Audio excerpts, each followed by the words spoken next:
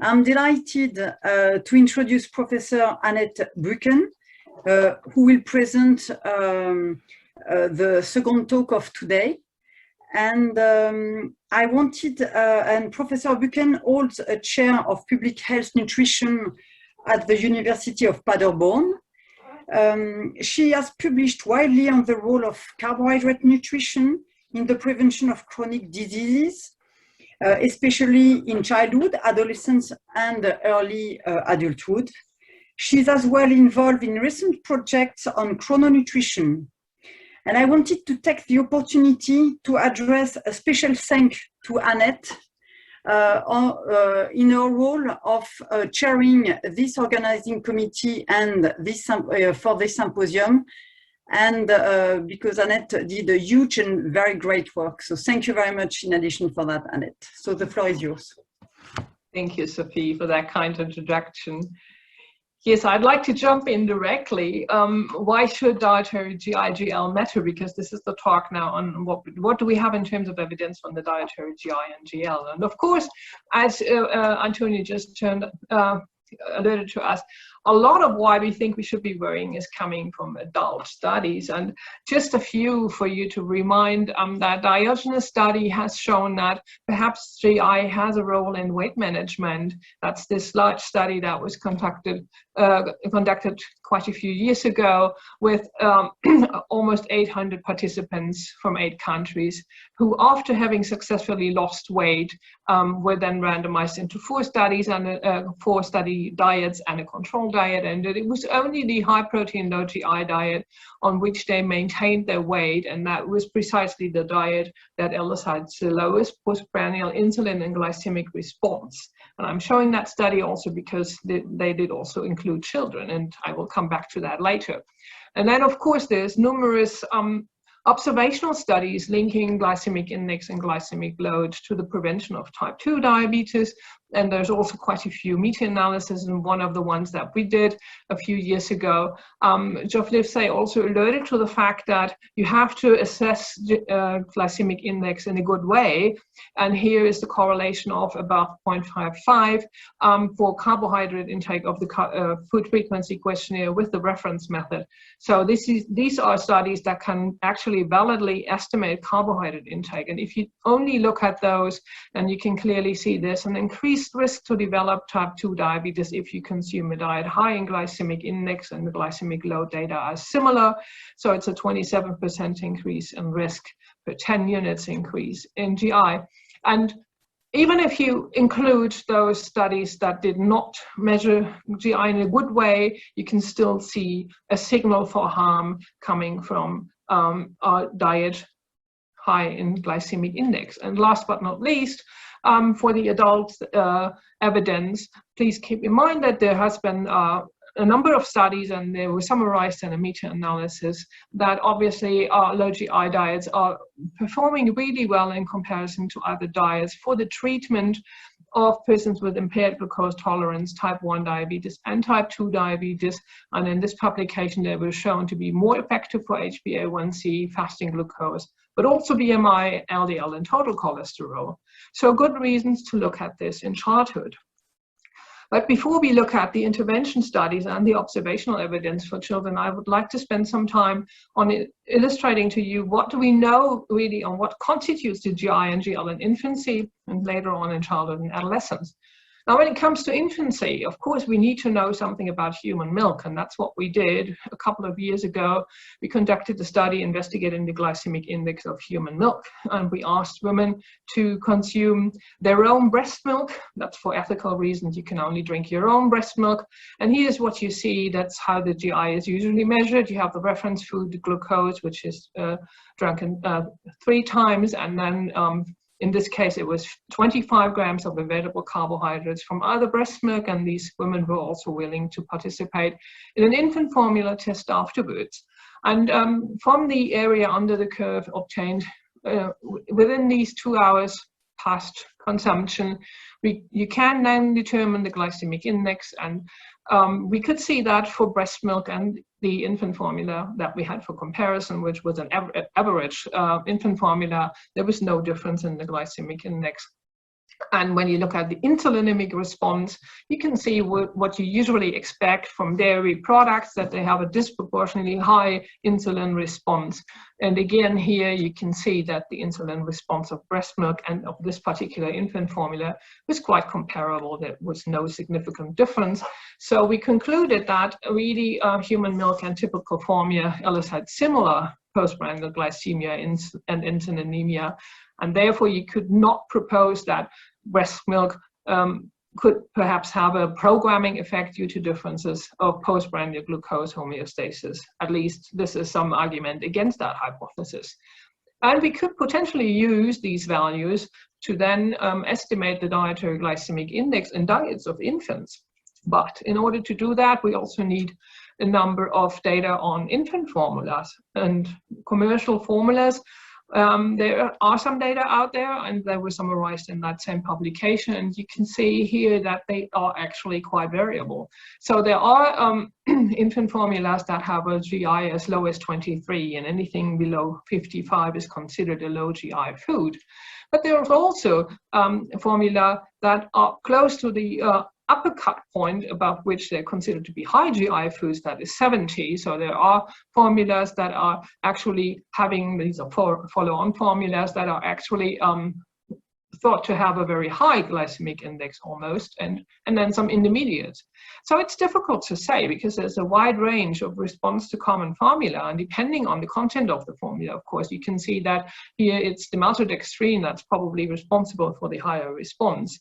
But we would have to know exactly which formula was consumed and to be able to estimate the dietary GI of an infant formula. And of course, we do not know whether consuming these throughout several months does have a long-term relevance for health or not.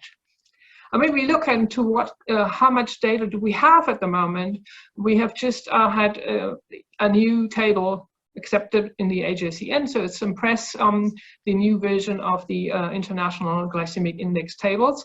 And when you look into that, we did this time split them up into those values that were performed according to the ISO standards, and we considered those to be valid and good ones, and the other ones to be of lower quality, but still providing some information. But in that ISO standard conforming table, there's only 13 values for infant formulas and 11 for follow-on formulas, so not very much.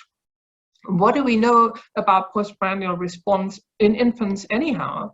And there's one study that was published a few years ago looking at isomaltulose in infants. And so what they did here was they randomized 50 infants who were going to be fed by infant formula, so not breastfed. So mothers had decided that they wanted to give infant formula.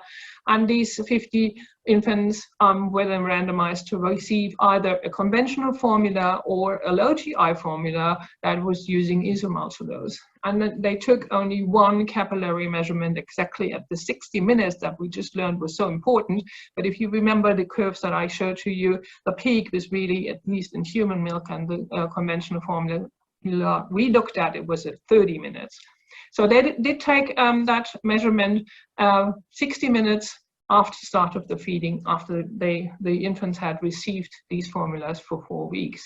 And here is what they found. And I'd just like to draw your attention to that one line, that the glucose was actually higher on the intervention formula than on the conventional formula. So it was opposite to the hypothesis of the authors, but they said that it's really difficult to conclude anything on this because of this one single 60-minute measurement, which could have been too late for the peak. As I just said, perhaps the peak already occurred at 30 minutes, or too early for a decrease, which is going to take place a little bit more blunted on the intervention formula.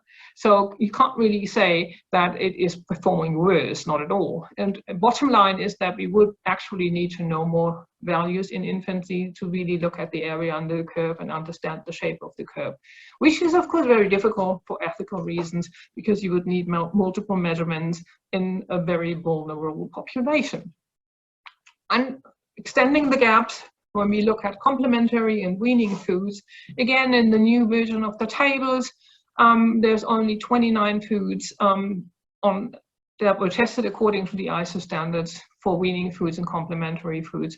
And when you look at those in terms of groups, you can see that there's a small percentage that actually has a high GI, which would be worrying, but also there's not really a lot of weaning foods that are clearly low GI foods. So the majority is in the intermediate category, which is not where we want to have them really. And but the main problem again is the gap in data, because a lot of weaning foods, such as, for example, vegetable meat purees that are commonly consumed in Germany as the first weaning food after introducing foods, there's no data on it. So in general, I would conclude that at present, with the data available, we cannot estimate the dietary GI or GL in infancy. We do have some data that though on childhood and adolescence, but before turning to that, again, what do we know about the postprandial response to GI in adolescents? And here's a study that was conducted in adolescents and 18 boys and 22 girls, and they were assigned to a crossover design, high versus low GI breakfast, with capillary blood samples taken almost in accordance with the ISO standards, but the 90-minute value is unfortunately missing. And you can see, as expected, that the high GI meal was eliciting a higher blood glucose response, both among boys and girls. And that was significantly different. So the area under the curve after the high GI breakfast was higher than, significantly higher than after the low GI breakfast.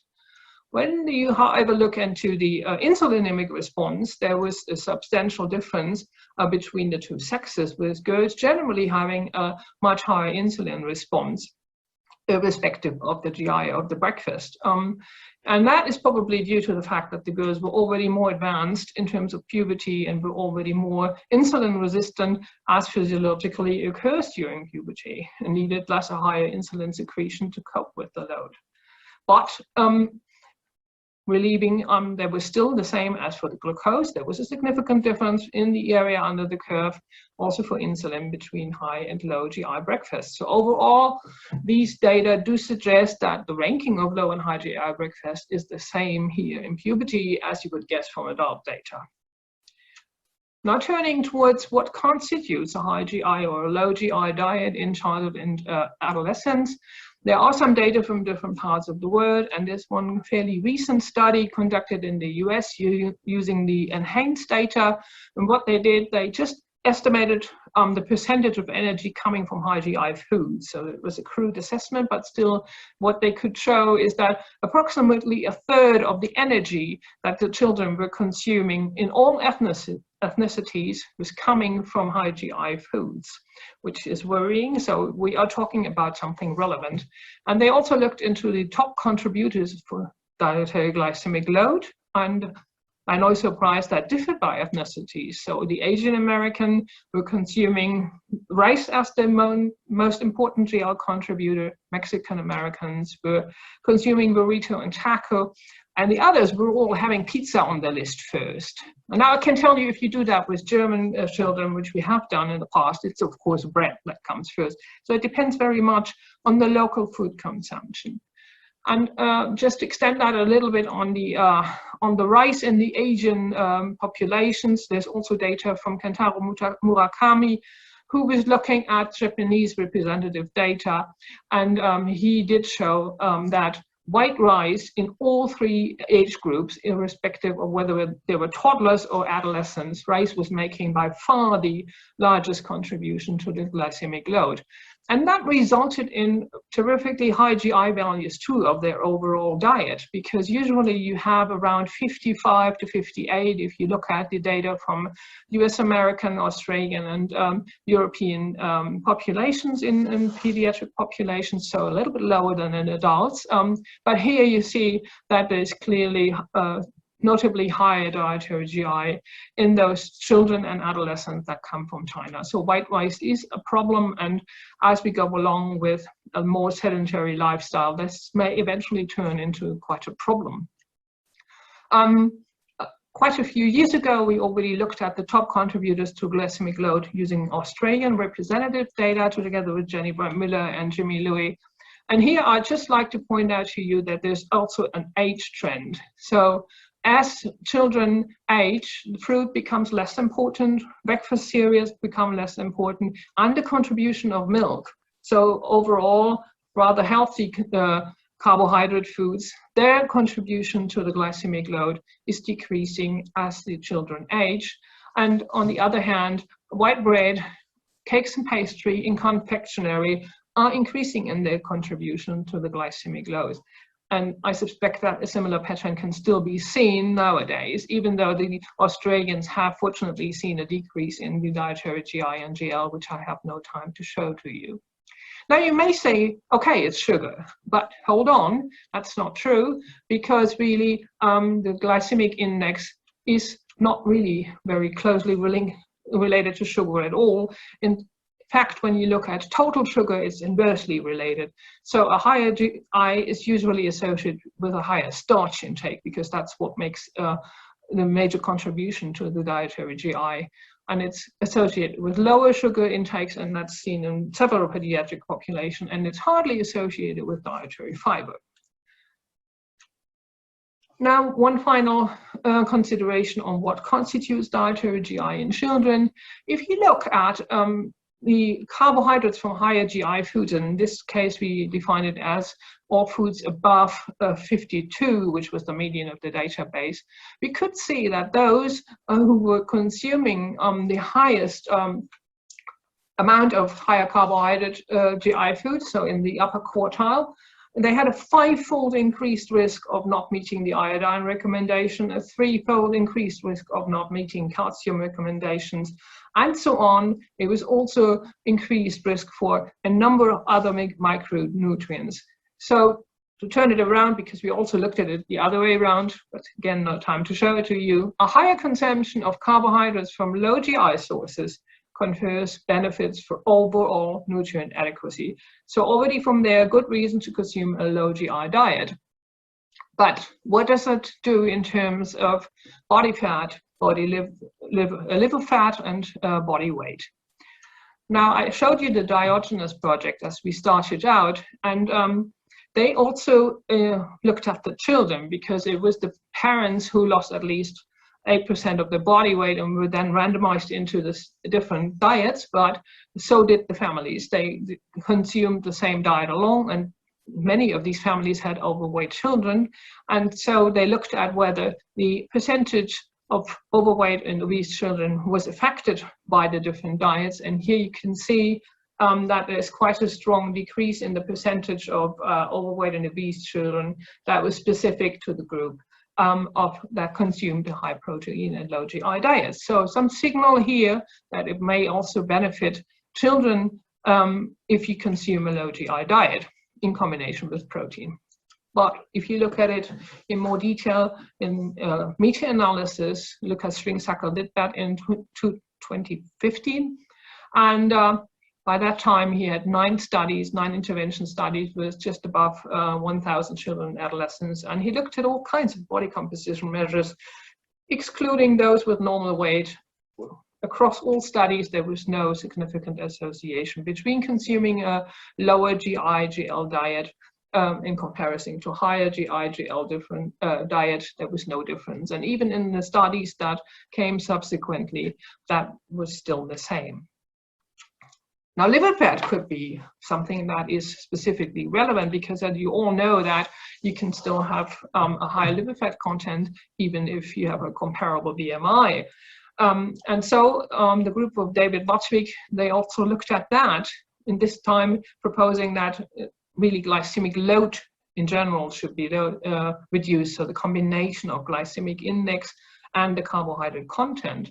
And what they did, they assigned 17 obese children who already had signs of a hepatic lipid content that was worryingly high, and they assigned them to a low GL diet versus a conventional low-fat diet for 6 months. And even though both lost quite a bit of hepatic lipid, it was not significantly different between the 2 diets. Not for hepatic lipid, not for ALT, not for AST. And also, it was not different for the body composition, other glucose homeostasis measures, serum lipids, or blood pressure. So the intervention study is not really showing a superiority for body composition measures. How about insulin resistance? When we go back to the meta-analysis from Lukas Schwingsacker, there was a signal for a benefit. So in these 4 studies that he could include, including the one that I just showed to you that did not have a significant difference, overall there appeared to be a small benefit for HOMA-IR in diets with low GI or low GL. And that was looked at in more detail in the preview study. And the preview study is really the follow-up study of the Diogenes, if you want to phrase it like that. It's the same initiators. They wanted to see if the combination of a low GI and a high protein intake would eventually also translate into a lower risk to develop type 2 diabetes. And they also, again, had an arm that was looking at adolescents. So it was 126 adolescents that were all aged 12 years or older with overweight or obesity, including morbid obesity, and increased insulin resistance. And that was determined on different cutoffs by Tanner stage. And they randomized them after an 8-week stabilization diet into 2 diets this time. So a moderate protein, moderate GI diet versus a high protein, low GI diet. So this is the target. They should, in the high protein diet, consume 25% of their energy as protein, and the target for GI was below 50. And they did find 126 children that were allocated to either of the 2 diets, and only 49 of them completed the 2-year follow-up. Retention, that's what the author said, was generally quite insufficient.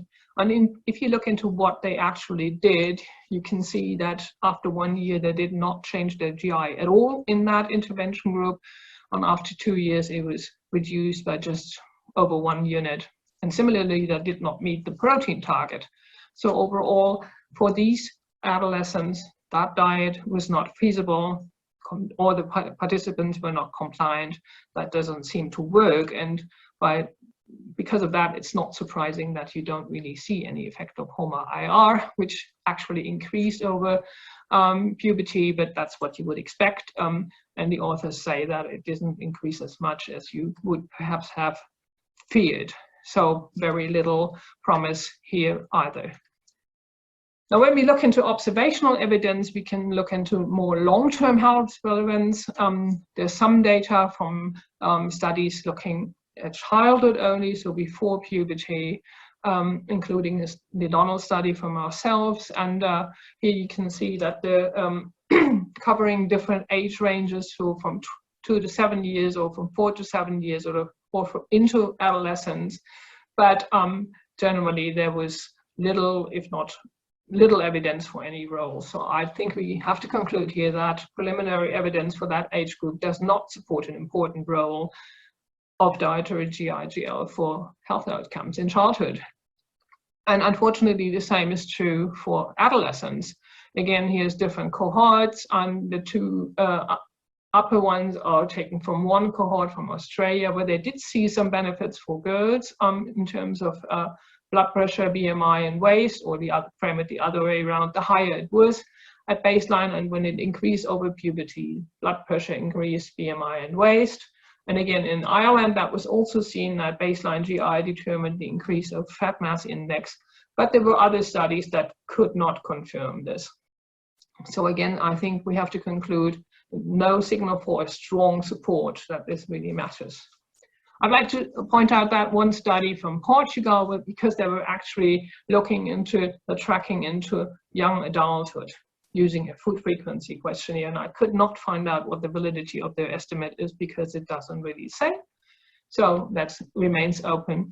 And here's just perhaps something is going on in terms of how does it track, how is the relevance for adolescents intake into adulthood. That's what we looked at in Donald, when we had 5 3-day dietary records from puberty years, from which we could average the glycemic index. And here you can see that in the highest tertile in our population, it was just above 58, whereas the lowest tertile was 53. And if they consumed a higher glycemic index diet during puberty or adolescence, they had a slightly higher HOMA-IR in young adulthood. And that was only the case for the dietary glycemic index, not for GL, not for fiber, not for added sugar, not for whole grain, because we could look into all of this. And similarly, it was also seen for markers of hepatic steatosis. And again, it was only relevant for GI. And what we then did, we also looked at the time of day matter, because we know, as we just discussed, that there's a decrease in insulin sensitivity over the day in healthy persons and also in individuals with type 2 diabetes. So we wanted to know, is it morning glycemic index or evening carbohydrate quality that matters? And we looked at this also.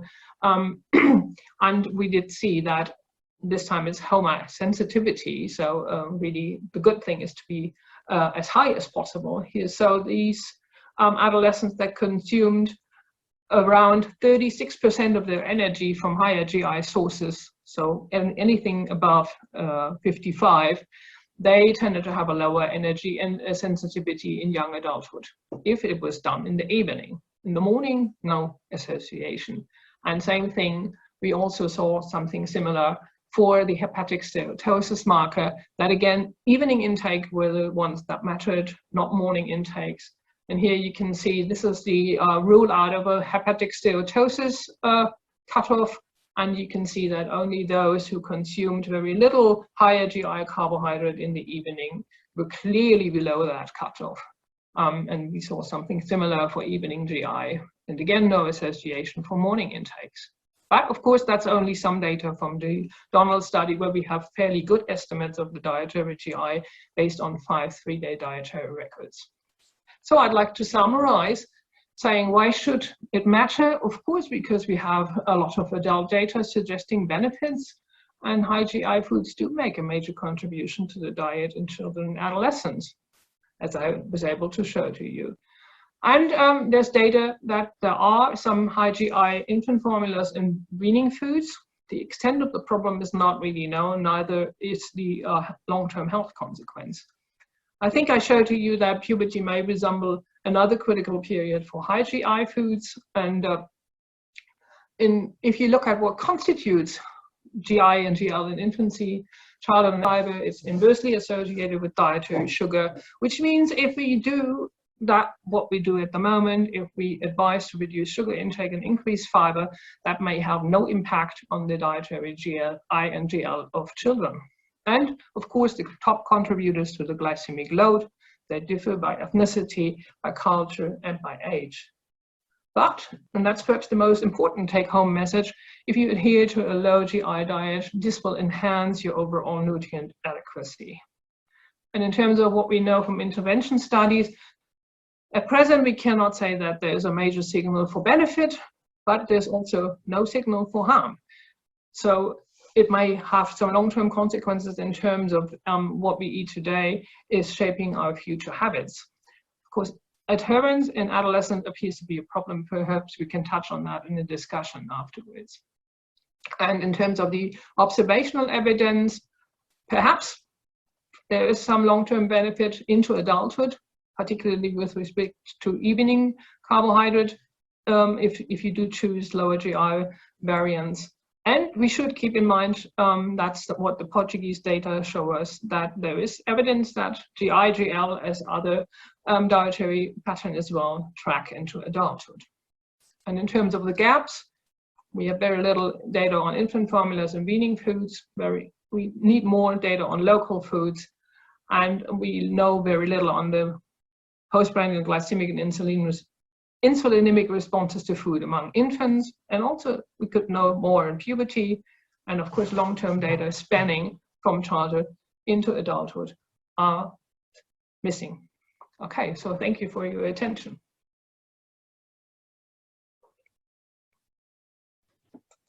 Thanks a lot, Annette, for this very, very interesting talk and a lot of insights in it. There is already a few questions in the chat box, so I will read the first. in the study where there was no significant link between GI/GL and health outcome, could it be that inter-individual differences play a role? I'm not sure if this refers to the intervention studies or to the observational studies. Of course, inter-individual differences may play a role. And I think a major problem is that we are still not very good when it comes from observational studies. We often do not have good methodologies to estimate the dietary GI. And if we have intervention studies, you would, of course, need to monitor very closely that they're actually following the diet that we are assigning them.